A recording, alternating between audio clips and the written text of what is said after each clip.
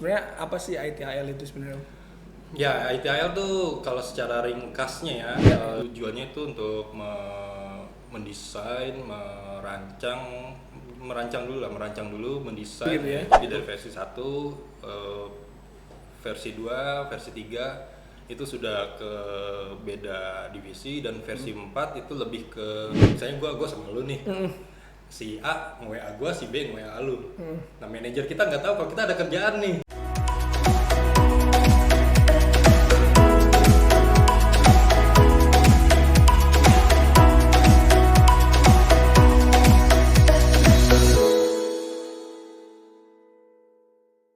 Yo, balik lagi di podcast Vendor Cerdas sama gua Akmal pastinya. Nah, buat episode hari ini kita ya masih sama sih kayak episode-episode sebelumnya. Pastinya kita ngobrolin soal-soal dunia IT gitu ya, perkembangan IT, kemudian ya solusi-solusi digitalnya seperti apa gitu.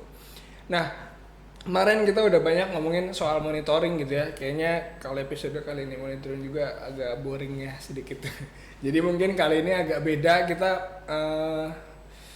kita sih pengennya ngomongin ntar soal ITSM gitu ya, dimana IT Service Management, dan kita ngomonginnya tuh frameworknya sama apa sih sebenarnya solusi yang tepat gitu buat ngejalanin framework yang udah ada gitu.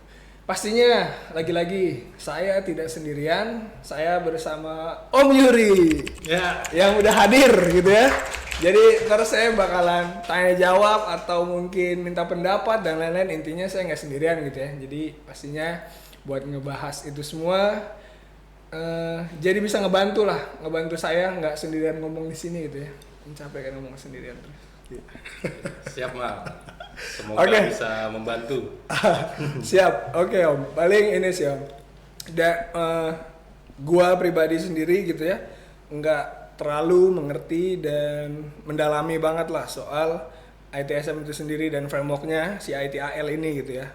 Si ITIL ini yang gue tahu lah, IT Infrastructure Library ya kepanjangannya ITIL ya. ITIL. Itu kepanjangannya doang, sampai situ doang gue gitu. Tapi maksudnya sebenarnya apa sih menurut lu dulu gitu, atau mungkin berdasarkan yang lu tahu gitu, sebenarnya apa sih ITIL itu sebenarnya?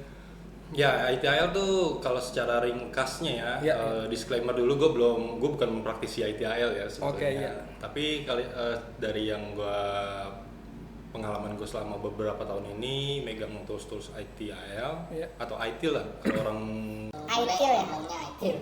Hati-hati Om. Iya. Kadang keserimpet juga. Jadi secara umum itu framework atau kerangka kerja lah bahasa Indonesianya, kerangka kerja yang tujuannya itu untuk mendesain, merancang dulu, mendesain untuk mendeliver layanan dari IT, khususnya IT pertama kali karena pertama kali diciptakan tuh IT dari versi 1, 2, 3. Cuman di 3 ini sudah agak melebar, beberapa divisi tuh bisa bisa ikut make framework ini. Iya, minimal kayak misalnya HR gitu itu bisa. Iya, oke. Berarti ITIL tuh ada tingkatannya juga. Maksudnya kayak tadi kan lu bilang ada ITIL 1, 2, 3. Bukan tingkatan, tapi itu versi aja. Versinya. Dari awal pengembang dari awal ditemukannya versi 1. Pertama buat IT dulu. Iya. Ya kan, pertama kan IT, lingkupnya IT kecil banget kan. Iya. Apa nih misalnya gitu ya. Terus baru ada tadi lu bilang HR-nya, terus sampai apa gitu. Jadi intinya framework ini nggak cuma buat IT, tim IT doang gitu ya. Iya. Pada akhirnya ya. Perkembangan zamannya. Berjalannya waktu gitu ya. Jadi dari versi 1, versi 2, versi 3 itu sudah ke beda divisi, dan versi 4 itu lebih ke mobile apps sekarang gitu. Mobile apps. Iya, untuk penerapannya mungkin yang paling banyak itu di mobile apps. Contohnya mungkin kayak misalnya kita tiba-tiba ada update aplikasi nih, kita pakai aplikasi tiba-tiba update. Itu dia di belakangnya tuh nggak dites dulu, nggak diapain dulu. Pokoknya ada temuan, misalnya ada temuan, ini bug nih misalnya. Udah langsung di patch. Untuk itu dia nggak bakal ngetes dulu, dia cuma langsung patch aja. Baru ibaratnya tahapan-tahapan tes dan tahapan-tahapan misalnya nerima feedback dari user itu nanti belakangan. Beda sama versi yang berikut, versi sebelumnya. Kalau versi sebelumnya itu dites dulu. Semuanya harus komplit, baru di compile launching. dulu baru launching gitu ya. Iya. Tapi yang di 4 ini hajar aja terus Hajar feedbacknya dulu. gimana baru jadi pembenahan selanjutnya sambil Iya, berjalan gitu ya. continuing gitu. Oh. Itu bedanya. Kira-kira begitulah kalau secara garis besar ya. Iya, sebenarnya- Cuman tujuannya itu untuk mendeliver layanan aja sebetulnya, layanan-layanan. Apalagi kalau di IT kan biasanya orang sebetulnya IT ini kan hal yang apalagi sekarang ya dengan teknologi ya. Itu kan penting banget ya. Sebetulnya penting banget. Tapi kadang orang lupa atau kayak banyak menuntut gitu atau enggak termanage dengan baik lah. Nah, framework ITIL ini lah makanya kenapa di sekarang jadi best practice karena memang jadi standar manajemen layanan perusahaan itulah ya, maksudnya buat di perusahaan itu kayak frameworknya ITL ya jadi standar yang lu bilang Iya, tadi ya. betul. Dan uniknya lagi satu lagi sebetulnya ITIL ini nggak habis dimakan zaman. Maksudnya Kayak versi 2 itu tahun 90-an atau nggak salah 90-an atau 96 gitu lah diluncurkan semua. Itu masih relevan untuk digunakan meskipun nggak segitu relevannya. iya, Mungkin untuk yang kecil menengah itu masih bisa dipakai. Dan sekarang kan ada versi 4, bukan berarti versi 3 tuh udah sama sekali nggak dipakai. iya. Kita masih bisa pakai versi 3-nya. Karena kan dari versi itu ya berarti kan cuma kelengkapannya aja nih yang dari kalau gua tahu dari lu ya maksudnya kayak versi 1 buat IT doang, versi 2, 3 sampai 4 bisa sampai SA dan divisi-divisi lain yang pakai buat kegunaan ITIL itu sendiri. Jadi kan sebenarnya ya benar kalau kita cuma pakai yang 1 2 ya bisa aja gitu. Nggak harus sampai jauh-jauh ke 4 misalnya gitu ya. Iya. Walaupun sekarang memang frameworknya udah sampai versi 4 gitu ya. Oke, iya. Itu menariknya ITIL sih. Bisa Selain dimengerti sih. best practice dia dan ITIL-nya ini bisa kita gunakan nggak ada hak cipta gitu nggak pakai hak. Jadi mau kita terapkan cuma sekedar baca-baca doang. Yang versi 2 untuk yang industri kecil menengah itu sangat-sangat dimungkinkan gitu nggak ada lisensi apapun. Pantesan banyak ya tools maksudnya yang ngerangkuk si framework ITIL ini gitu maksudnya kan kalau yang itu frameworknya punya copyright berarti kan kayaknya Mahal banget. eksklusif jatuhnya kan ya ternyata kan tapi nggak gitu kenyataannya di industri kan banyak aja kok siapa aja bisa bikin gitu ya bahkan sekarang gitu ya yang gue sering temen juga om di pameran gitu ya banyak loh maksudnya ya mungkin nggak full ITIL 4 gitu ya nggak full semua frameworknya dipakai tapi udah banyak lah yang lokal-lokal juga udah bikin buat kayak insiden dan lain-lain ya itu kan termasuk dong walaupun hitungannya secara framework gitu ya ITIL cuma ITIL 1 at least lokal-lokalan berarti udah mulai berkembang nih kan dan itu nggak ada hasutannya berarti ya framework siapa aja bisa gunain siapa aja bisa buat digunain orang lain Iya, betul.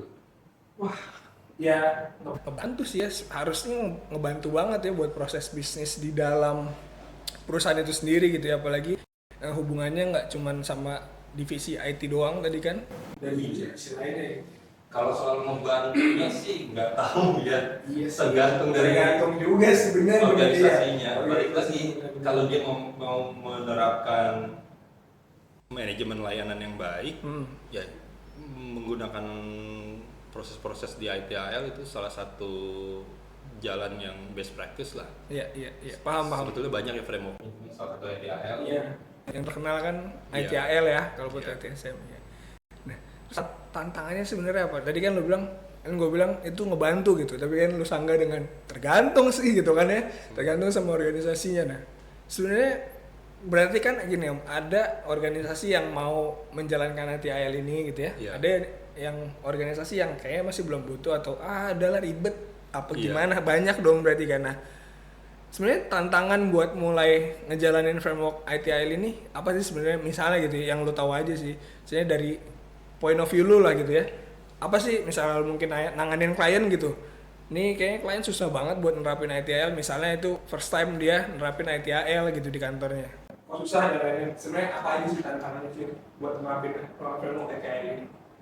Tantangannya pertama itu ini kalau mau kita memaksakan ya, namanya sistem baru atau perilaku, ya itu perilakunya harus dibaruin. Misalnya ini yang umum terjadi di IT di kantor-kantor gitu, ke IT shopnya dia cuman WA sih teknisinya gitu, Okay. tim IT supportnya. Nah kalau dengan cara kayak gitu kan, misalnya gue sama lu nih, si A nge-WA gue, si B nge-WA lu. Nah manajer kita nggak tahu kalau kita ada kerjaan nih Dari si user tersebut iya. gitu kan. Oke. Nah, waktu giliran kita dibutuhin untuk ngelayanin customer C misalnya, Iya. kita nggak bisa bilang ada A sama B nih. Iya. Gitu. Iya, iya. Jadi nggak terjadwal dengan baik, pekerjaan-pekerjaan kita nggak apa namanya? Tersusun dengan Iya, rapi nggak gitu ya, tersusun, nggak tercatat. terjadwal. Iya, nggak tercatat. Jadi kita nggak tahu lagi ngerjain apa, statusnya yang kita Seperti kerjain itu apa, apa, udah iya. selesai atau belum. Usernya juga nggak tahu dia pernah ngelaporin kasus apa aja, atau dia pernah Oke. ini kasus gue udah kelar apa belum sih? Iya, Gitu. iya, iya. Oke. Jadi Nah, suatu saat kita mau minta, Ini IT kerjanya apa sih? nah di situ kita nggak bisa bikin laporannya tuh. Iya, iya gue ngerti sih. Maksudnya, Nah, tapi dari awal tantangannya itu yang pertama balik lagi perilaku user untuk ngarahin user, jangan WA si teknisi, telepon aja ke nomor ini, satu nomor. Itu yang harus dipaksa. Jadi kalau di praktek ITSM itu ada satu jadi kita memaksakan untuk satu nomor ya, istilahnya gue lupa istilahnya sih. Kayak customer service gitu ya. Iya, Apa, iya, customer service. care gitu ya, atau Iya, gitulah ya, seperti apapun itu. sebutannya lah ya. Jadi apapun Jadi itu, satu pintu intinya kan, Iya. satu pintu. Jadi nggak Mau- ke yang tadi keulang lagi tuh yang kata lu nge-WA gua, nge-WA lu juga. Padahal Iya, misalnya betul. case sama, bisa Iya. jadi kan itu. Tapi kan kalau satu pintu ada filternya berarti kan. Iya. Mau dia mau ngelaporin gangguan gitu ya, atau Iya, mau minta iya. layanan. Atau mau sekedar curhat bisa di satu nomor itu. Jadi meskipun nggak menggunakan tools, Ya. itu tercatat dengan baik. Gitu. Iya juga ya berarti. Laporan sebenarnya- dari meja iya, ini, ya. keluhannya ini, atau laporan Iya dari juga meja ya. ini apa. Jadi kalau mau dibikin laporannya minimal ada deh di catatan. Tuh. Iya juga Salah ya. satu ITIL salah satu proses di ITIL itu ada. Oh gila, gue baru sadar berarti. Maksudnya ITIL tuh benar-benar framework ya. Maksudnya Iya. cuman framework bukan tools. Iya. Karena tanpa tools atau aplikasi pun dia bisa berjalan loh. Bisa. Anjir, sebetulnya gara-gara lo ngomong dicatat gitu. Lah iya ya. Maksudnya berarti dia nggak butuh software atau apapun sebenarnya. bisa. Sebetulnya. Ya karena ITIL Iya. berarti benar-benar pure framework. Ya makanya gratis om. Karena dia Iya. pure ide Hanya- buat menjalankan proses bisnis yang ada gitu ya. Iya, kerangka kerjanya aja. Iya kerangka bener ya, bener-bener ada real. Ya, keren berarti ya. Iya. Keren berarti ya. Baru enggak gue lo ngomong gini baru enggak beneran Memang baru begitu. enggak. Iya, memang begitu. Itu makanya kenapa ITIL sebetulnya perlu. Bahkan yang tadi gue bilang ya, tak lekang oleh zaman ya. lagunya Iya. siapa tuh? Chris Patti. Chris Patti gak sih? Jadi Bukan ya? dia mau versi berapapun kalau kita praktekkan di organisasi sangat-sangat relevan sebetulnya. Meskipun mungkin untuk menengah ke atas kalau hanya menerapkan yang versi 2 udah nggak relevan Apalagi sebetulnya. masih yang catat-catat agak ribet ya. Iya. Kalau mungkin pegawainya masih 5 orang, teknisinya masih atau Iya. 3 orang gitu masih bisa kecatat kali ya. Iya, tapi bukan ke situ sih. Jadi lebih ke kalau di versi 3 itu nanti ada dari desain kita service design, service transition, service operation, service delivery-nya. oke. Makin Nah, itu rumit kan soalnya ada ya. tahapan-tahapannya, ada proses-prosesnya. Nah, kalau di ITIL versi 3 itu biasanya lebih lengkap. Kalau ada insiden apa yang dilakukan, kalau misalnya insiden itu terus terjadi Berulang gitu ya. iya berulang dan atau mungkin insidennya efeknya bisnis mempengaruhi Oke. bisnis sama sekali, itu nanti bisa dieskalasi supaya kita tahu penyebabnya, kita mencari root cause dari Iya, isu iya, tersebut iya, itu pasti. apa, itu nanti kita bisa prosesnya itu namanya problem management, kita mencari root cause itu nanti dari kalau di problem management kita sudah ketemu solusi dari masalah yang terjadi, baru kalau saya mau dilanjutkan dengan ada perubahan Iya. terkait dari problem tadi, itu nanti kita bisa lanjut ke change management gitu. Itu nama prosesnya. Dari change management juga nanti kita bisa dihubungkan dengan project management. Itu Oke. kan pasti Iya, urutan- berkesinambungan jadinya ya. Iya, erat sama project erat- itu. Ikatannya erat dengan project management. Iya, iya. Setelah itu baru di manage bagaimana rilisnya ke user, rilis manajemen. Oh, jadi kayak dibagiin lagi ke user ya, ada cycle-nya gitu ya berarti ya, dari masalah satu ada tahapannya ke problem, terus knowledge base atau gimana project management, terus sampai ke user lagi, ini loh cara nanganin ya. Sampai dia kayak berarti ini si ITIL ini ngajarin buat user pinter juga ya, dalam arti maksudnya kayak diajarin juga tuh, jadi bukan cuman buat terus-terusan ngelaporin masalah ketika memang masalahnya datang sama gitu ya sama yang seminggu sebelumnya, harusnya dia bisa nge-handle itu sendiri gitu ya. Iya, bisa ke situ. Itu mungkin efek gitu ya, efek dari berjalannya ITIL framework ini gitu ya. Manfaatnya bisa didapat oleh user. Sebetulnya layanannya banyak nantinya. Layanannya banyak dan layanannya baik. Jadi dia kalau kita minta, misalnya saya minta nambah atau minta ganti laptop dong atau minjem laptop. Udah kasih jatah batas waktu, ya udah nanti sehari kami deliver, udah, jadi dia udah percaya. Kalau karena ada catatannya gitu ya. Iya, karena setiap prosesnya penggunaan ITIL yang baik kan. Gitu, ITIL kan selalu memaintain organisasi kan. Organisasi itu kalau mau memaintain layanannya pasti kalau dengan ITIL itu pasti bisa terjamin lah waktu atau batas waktu itu. Jadi dari user pun udah tahu lah, oh dibilang 1 hari biasanya tepat nih, nggak pernah molor kok. Nggak cuma besok doang ya. Iya, terus kalaupun molor ada sebabnya, jadi nggak perlu takut. Ada alasannya pasti gitu ya. Nggak cuma besok pasti tanya besok lagi deh. Itu udah besok lagi deh gitu. Belum nyampe patokannya gitu. Dari situ kan bisa kita lihat manfaat ke user, kepercayaan user tinggi jadinya ke IT. Enggak sebelumnya biasanya IT ini kerjanya apa sih, cuman bengong-bengong doang, benerin komputer rusak cuman gitu doang kan. Nggak tahu di belakangnya kayak gimana kan. Tapi kalau kita nggak bisa munculkan buktinya tentang apa yang kita kerjakan, tentang apa yang kita kembangkan, layanan yang kita kembangkan, ya jadi percuma. Nah itu fungsinya ITIL sebetulnya. Jadi dan dibantu dengan tools juga gitu ya. Ngebantu trust dari user juga ke kita gitu ya, ke divisi yang pakai ITIL itu sendiri gitu ya. Dan untuk sekarang kan bukan cuma IT gitu ya, jadi ngebantu lah semua prosesnya tercatat dan bisa dilihat semua progresnya gitu ya. Iya betul. Kan? User juga nanti bisa nge-track sampai mana sih permintaan gua atau keluhan gua, progres. Kayak ini gak sih, kayak kita kalau beli barang gitu ya, ngecek kurir udah gimana gitu. Iya, bisa kayak gitu. Ada gua beli kopi sama obatnya Dan uniknya lagi kan hebatnya ITIL ini nggak dipakai di IT aja, bisa ada namanya istilahnya enterprise service management. Jadi saling berkesinambungan tuh. Layanan misalnya di SR, biasanya di SR kan kalau kita mau izin cuti kan minta ke SR, minta ininya, nah mungkin ngisi form gitu. Iya, nah itu bisa kita terapkan juga dengan ITIL. Bisa juga gitu? Harusnya bisa. Karena dari toolsnya pun, akhir-akhir ini tools sudah banyak yang menyediakan opsi untuk melakukan sampai situ enterprise service management. Enterprise service managementnya ya. Kalaupun tidak bisa, kita pakai tools ITIL-nya IT aja. Nah, sepanjang pengalaman saya sih ada yang beberapa kayak gitu, di bagian-bagian selain IT numpang ke IT untuk dengan tools yang ada gitu ya. Iya, untuk tiketingnya.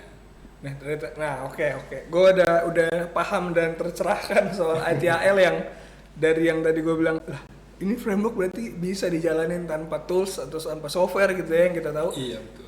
Dan untuk advance-nya pasti pakai software atau tools yang ada gitu ya. Dan yang tadi gue bilang lokalan juga udah banyak terus. Iya.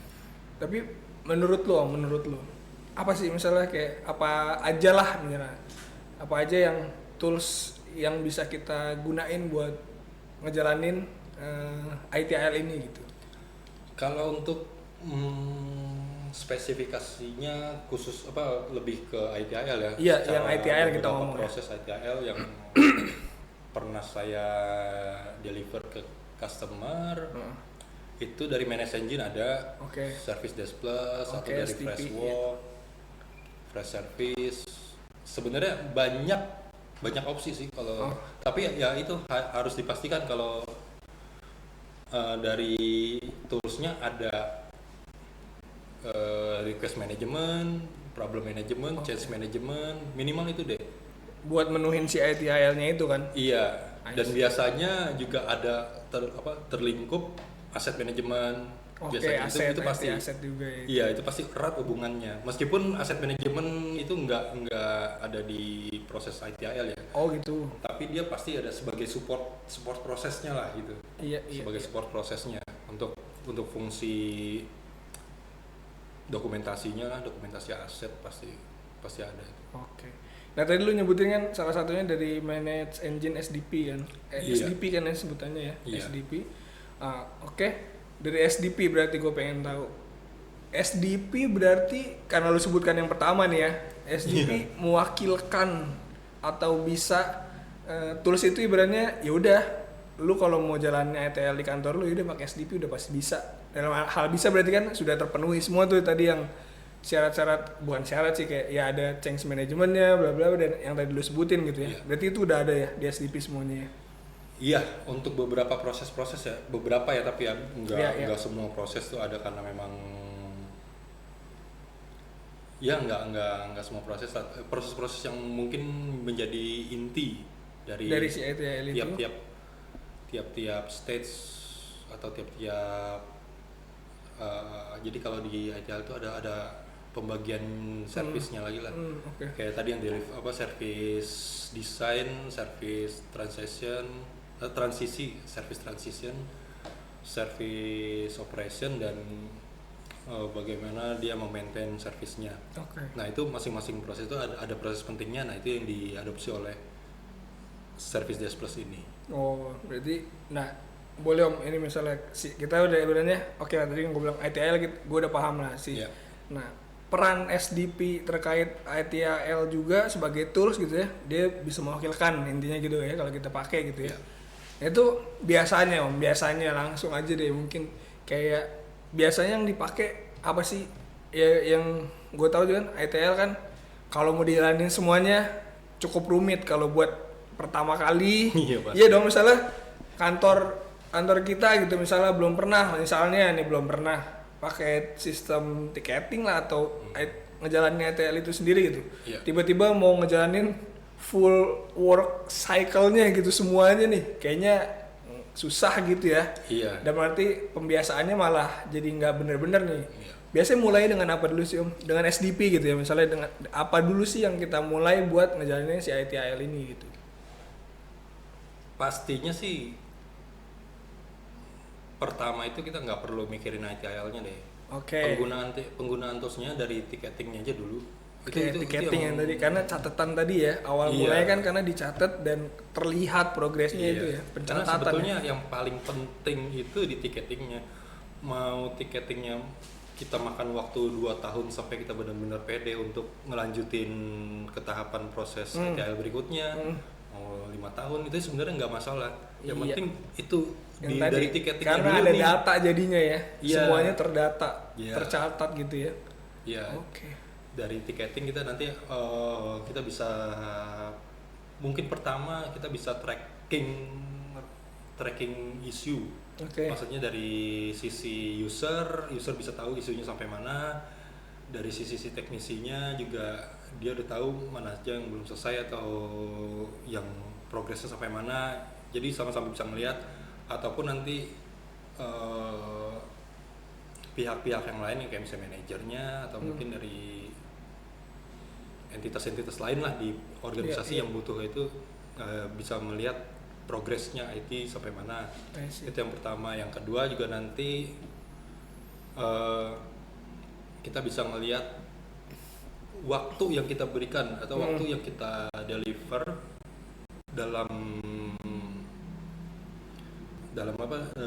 deliver itu waktu yang kita pakai lah, waktu yang kita pakai untuk mendeliver layanan atau menyelesaikan isu atau itu seberapa lama. Kalau bisa dari situ kita belajar untuk bukan belajar sih, dari situ kita mungkin bisa meminimal waktunya, atau kita mencari waktu yang benar-benar pas gitu, si usernya setuju, kita juga setuju. Iya, gitu. Dia ketemu di tengah-tengah sebagai agreement biar kita bisa ngejalanin bareng-bareng sebenarnya kan gitu ya. Ya itu gunanya dari sistem tiketing di SDP. Jadi nanti kita bisa catat, untuk isu ini diselesaikan rata-rata misalnya 10 jam misalnya.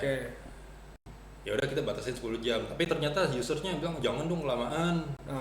Ya itu kita cari titik tengahnya. Oh, itu ntar ujung-ujungnya jadi SLA gitu gak sih?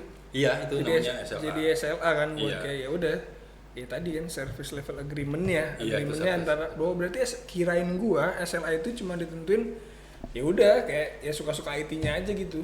Ternyata enggak ya, karena ternyata kata-kata agreement di SLA itu ya karena agreement dari si user dan si IT sebagai ini yang menyelesaikan masalah ini kan antara kedua belah pihak gitu ya. Jadi sama-sama agree kalau di waktu yang berapa lama misalnya tadi kayak 10 jam atau 12 jam mencari kesepakatan lah. Iya. Tapi ya itu banyak orang yang khususnya orang-orang IT malah menganggap itu wah harus diselesaikan sekarang. Kalau lewat wah dihukum gue nih.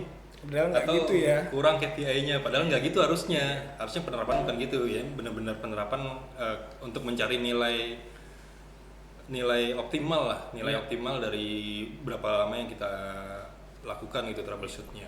Harusnya segitu ya. Ya karena case-case tertentu yang mungkin mirip juga belum tentu sama kan case-nya dengan user yang berbeda, bisa aja kan user A sama user B kadang kan beda juga nih. Laptopnya dia sama-sama masalah A gitu ya.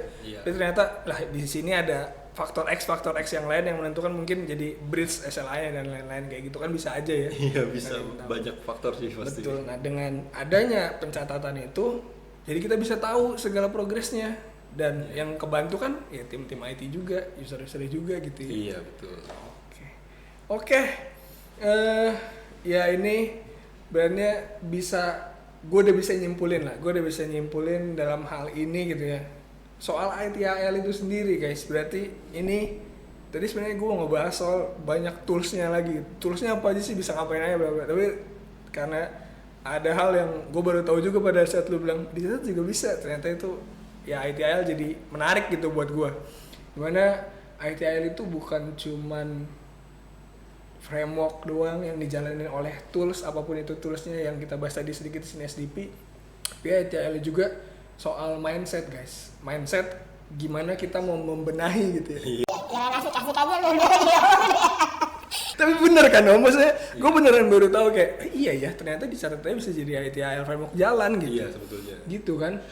Nah itu tuh yang makanya gue bilang gue bisa simpulin kalau ITIL itu nggak cuman tools itu tapi juga mindset kita buat membenerin atau membenahi, membuat semuanya rapi, tercatat dan lain-lain. Jadi kan kalau kita mau butuh buat penilaian KPI bisa, iya dong datanya udah ada semua kerjaan IT dan lain-lainnya gitu ya. Mau buat kinerja apapun itu jadi penilaian atau hanya semacam data per bulan dan lain-lain pasti bisa kita keluarin semua dengan tools yang ada gitu ya. Atau mungkin mau memunculkan layanan baru karena banyak nih orang yang minta. Betul, itu bisa juga jadi ini banyak yang tadi kita baru ngomongin tiket terus kalau request baru laptop baru gimana, kalau request OS baru gimana, itu bisa masuk juga ya. Namanya itu berarti apa om? Ya sebetulnya sama di request management, cuman kan ada bedanya insiden sama request. Cuman ibaratnya ya apapun itu dari situ kita bisa memunculkan layanan, kita bisa mengembangkan layanan juga dari tiket-tiket yang sudah dicatat itu. Iya. Jadi kita tahu ya di organisasi ini paling banyak sering diminta apa dan lain-lainnya. Oh ya udah biar dia nggak ngisi form dengan banyak lagi, kayak misalnya udah setahun nih ngisi form yang mungkin tadi detail banget gitu kan, karena ibaratnya arahnya ke sini jadi kita juga bisa menyederhanakan formnya dan lain-lain. Ya intinya tetaplah ada form. Kalau gue sih setuju tetap ada form ketika kita request sama tim IT gitu ya. Jangan cuman bang tolong bang. Iya betul. Kalau gitu nggak enak buat semuanya jadi ya kan, nggak enak antara catatannya jadi kurang. Iya kan biasa gitu om, bang tolong nih. Iya betul. Laptop gue nggak bisa digerakin mouse-nya gitu, padahal baru kita samperin itu bisa gerak gitu. Iya betul. Karena itu nyata itu temen gue begitu. Oke, aduh ini udah berapa menit nggak tahu nih, nggak berasa. Tapi gue masih penasaran sama tools-tools yang tadi, yang lu sebutin tadi kayak SDP dan lain-lain gitu ya. Mungkin kita bisa bahas di selanjutnya kali Om ya. Soal boleh. Ini kan kita ngomongin framework yang ntar kayak SDP-nya apa tadi apa? Fresh service, ada fresh work, kan ada banyak gitu ya. Iya betul. Mungkin ntar kita obrolin itu satu-satu lah ya. Kita lihat lah, maksudnya kita kupas apa aja yang bisa disajikan sama tools itu buat betul. Buat ngisi ITIL-nya itu sendiri gitu kan ya. Iya. Mungkin kali ini episodenya jadi gitu guys. Kita sedikit aja bahas SDP-nya, bahas toolsnya sedikit aja. Jadi mungkin di episode ke depan kita bakalan bahas juga soal tools dari ITIL itu sendiri.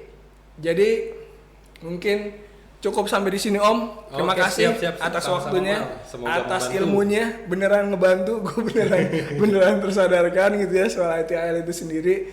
Terima kasih sekali secara personal gue ucapkan karena ada obrolan ini gue jadi lebih mengerti gitu ya guys. Semoga itu juga manfaatnya juga nyampe ke penonton podcast vendor cerdas ini. Asik.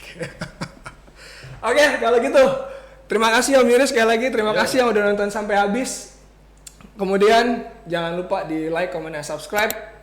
Sampai berjumpa lagi di episode-episode podcast cerdas lainnya. Tetap jadi vendor yang cerdas. Bye.